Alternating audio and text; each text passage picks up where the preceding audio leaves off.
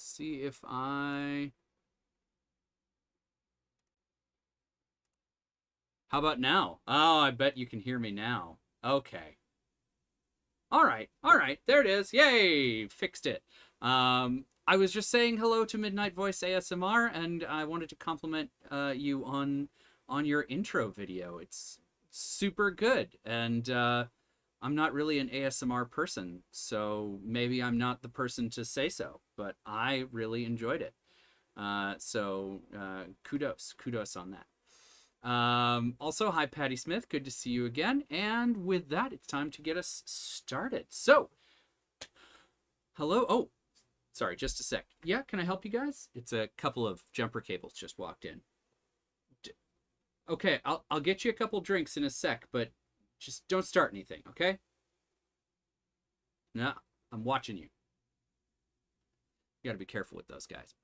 All right, so all that being taken care of, joke out of the way, it's time to get started. My name is Ansel Birch, the Indecisionist, and I will be your Dungeon Barkeep today. Now, for those of you new to the channel, I am not a professional bartender. I have no idea what I'm doing, but like any adventuring barkeep this side of the Goblin Warrens, I have an adventurous spirit and a willingness to try just about anything once. So what we're going to do today, I'm going to make a cocktail entirely using ingredients chosen by the roll of some gaming dice, and whatever happens, I will try it and let you know how it is. Sound like a deal? Cool. All right, so let's go ahead and get started. The first thing that we got to do is remember where I put the dice. Here they are. All right, so we're going to start off with a D4. That D4 is going to choose a essential mixer. So here are our essential mixers. There we go, a 4. So today, juice is going to be in our cocktail. All right, so next is a garnish chosen by a D6. Here we go. 1 on that chart is lime twist. Okay, so I think I'm going to go with lime juice, just so that we're using all the parts of the lime, as no one says. Next up is less essential mixers. This is chosen by a D8. There we go. That's a 4. Coke. All right. Shoot. I'm out of Coke. Got more Coke coming later, but I don't have any right now. So we'll try it again. Here we go. Tonic. Now we're talking. All right. Lime and tonic. This is going to be good. All right. And the last piece that has to go into this is a D10. That's going to choose our liquor. Yeah, because, I mean, I could do something without a liquor, but... Patty Smith says that Jerry is mad at me, too, for my jumper cable joke. If I can make people mad with my comedy, then I consider it a success. All right, so there is a... Wow, I should get extra points for stacking it on top of the D6, 8 there in the corner. But that is a 6 very clearly, which is tequila. All right, so we're doing tequila, lime, twist of lime, and tonic. Tequila and tonic. All right. Not too shabby. That's a real thing. That's a real thing that people drink on purpose. And I'm going to scooch off camera for a second because... Or no. What I'm going to do is use this giant D20 because apparently the regular size one has gone missing. So this is going to be the name die. So we have one more regular die before we get there, which is a D12 for a bar term. Bar term is going to be a little edutainment section here in the middle of the rolling bit. So let's see what we get. That is a 7. Just in case you don't trust me, 7. There we go. 7 on the bar terms chart is float. So float is generally when you put a float of something on top of a drink, it is to either because you want to flame it, so you're going to put a float of something on top so that there's something to burn off, or you're going to try and create striations of color. So I don't think there's really anything to float in this one, so maybe I'll do a little float of something flammable. We'll see how things come together. But last we have to choose a name with the giant D20. All right, so here is our names chart. This may look familiar for those who saw last week's names chart. Here's hoping I just don't roll the same thing I did before. 19, Quest's End. Aw, doesn't that sound charming? Quest's End. Okay, so tequila, lime, twist of lime, and tonic is going to be a Quest's End. And we're going to see if we can set it on fire. So that'll be extra fun. All that rolling out of the way, let's head over to the bar top cam and see how it all comes together. Ooh, bar top cam. And the beauty of the bar top cam is I'm actually facing where all the chat is, so I can have an easier time seeing what you are saying. Okay, so because this has lime in it, I think we are going to go ahead and mix this cocktail in the shaker. So let's go ahead and roll a lime real quick. This is going to release some of the juices. I'm going to pull some zest off of this lime first because that way I have it in hand and I don't have to try and get it off of a lime that I've already juiced because that's inconvenient and unpleasant. All right. Ooh, I got all the way around the lime. That's exciting. I don't know why, but it feels exciting. All right. There's a lime that's been cut in half. Let's go ahead and get some juice out of it.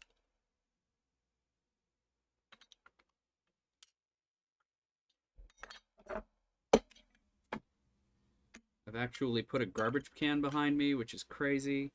No. Absolute ludicrosity. Who would have thought? Is it even legal? I don't know. All right. So I'm doing the juice of a whole lime because I have smaller limes today. And that is coming out to about an ounce. All right. So there is 1 ounce of lime juice. Now, tequila, nothing special there. Lime and tequila go together really nicely. So we're going to do it a 2-to-1 ratio, 2 ounces tequila.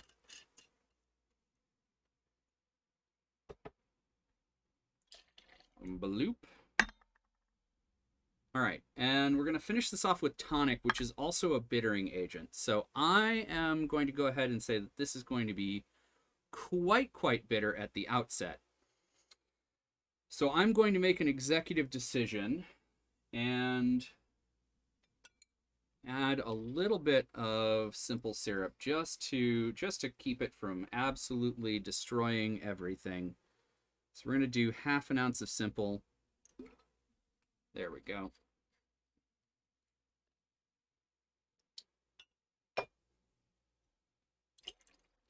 All right. And that'll be it.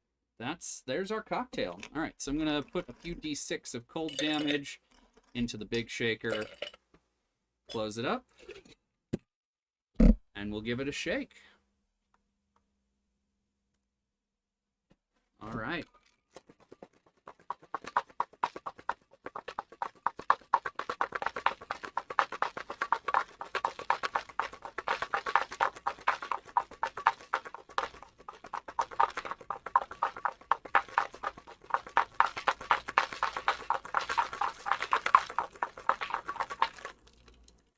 Patty, I'm glad to hear that bloop is a technical bar term. That's very encouraging.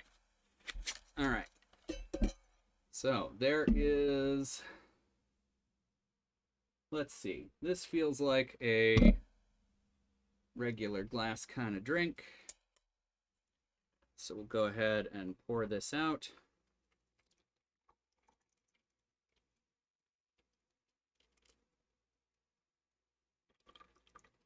All right.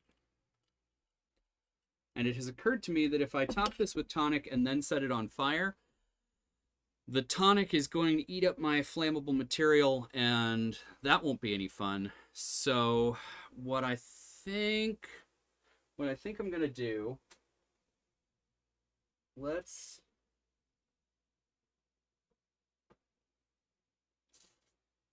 You know what? I think we're just going to have to edit out the fire. Unfortunately, there's just no good way to do it. But, tell you what, I will see if the tonic will float. I doubt it. I don't think it will. But give it the old college try. All right. So,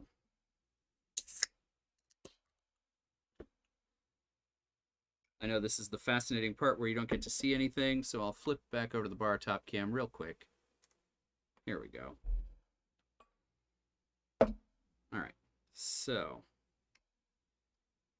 I don't think this is going to work, but I've been wrong about things before.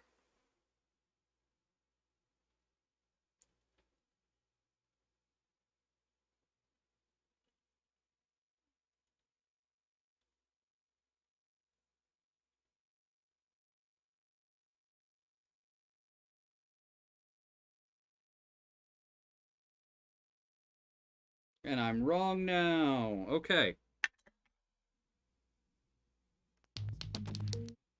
Here we go.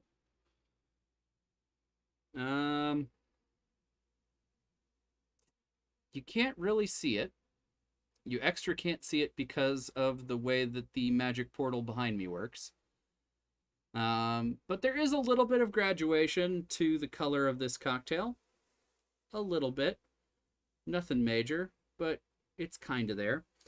All right, so the real test is whether or not this tastes any good. So let's find out.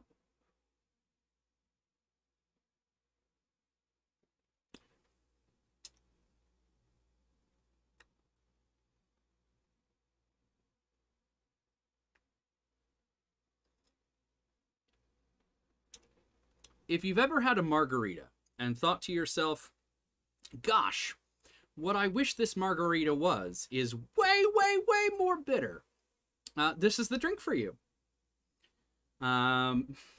It is way more bitter, way more lime forward, not nearly sweet enough. The tonic is a bittering agent. The lime is a bittering agent. The lime zest is a bittering agent. The lime zest, which is right here. There we go. I'll squeeze that and twist it. And pop it in there. There we go. Now the lime's in there even. That made it worse. Okay. I mean, by worse, I mean more bitter. All things considered, this is a good drink.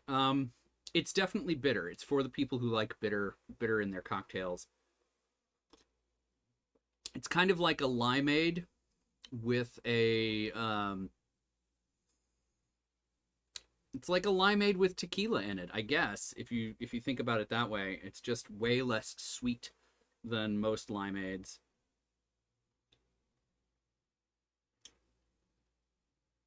But yeah, all things considered, the quest's end, I think this is a good drink. I would drink that again on purpose, intentionally. You're braver than me. This is making me squint and pucker just looking at it. Well, Midnight Voice ASMR. Yeah, I can see that. I can see that. This right here is a thesis on why you put Cointreau or triple sec into a margarita. It's very obvious why one does that when you are presented with the result of not doing it, which is exactly what this is. This is exactly that. Yeah.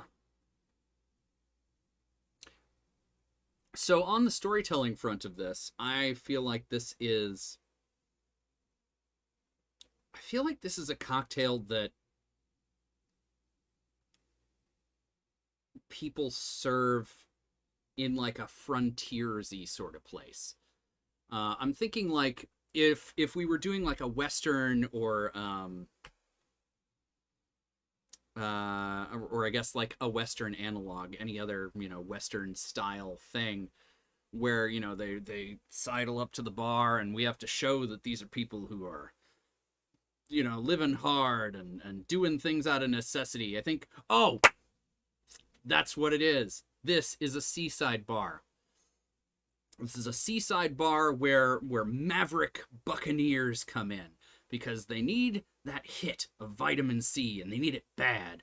And so this drink makes sure to prioritize that vitamin C. You know whether or not the bartender has cheated you out of the amount of lime that is necessary for you to keep the scurvy at bay for yet another 3 months at sea. I think that's what this quest is for. But it's not just like any seaside bar. We're talking like a seaside bar that deals with hard characters. And this is to show that they're hard and discerning and not gonna put up with any kind of cheating or mishandling of their drink. This is the drink that you order when you want to show that you mean business here on the seaside bar, where you're kind of at that cross purpose of piracy and like that cowboy mavericky sort of thing. Exactly. That makes it a health drink, says Patty Smith, and you're right. That makes it a health drink. This is good for me. Health. So, with that, friends, thank you once again for joining me here at the Dungeon Barkeep. I have a couple things to plug real quick here at the end. YouTube analytics say that nobody sticks around for this part, so prove them wrong.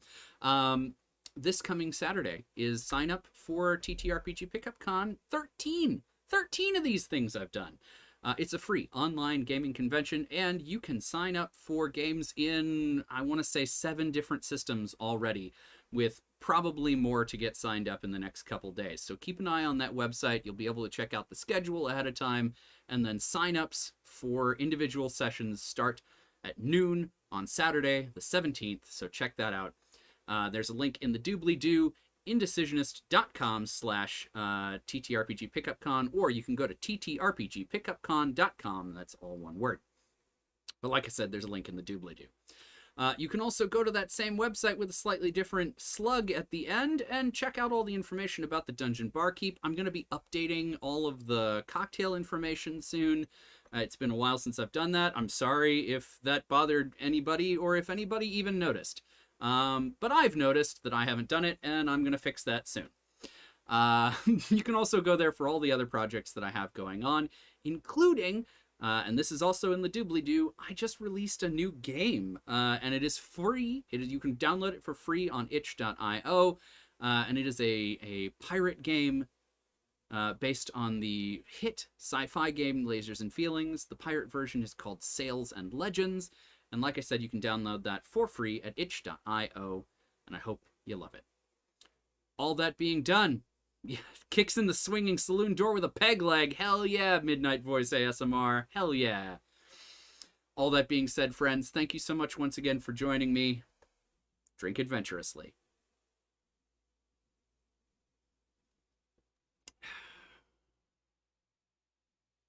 Yeehaw! Ahoy!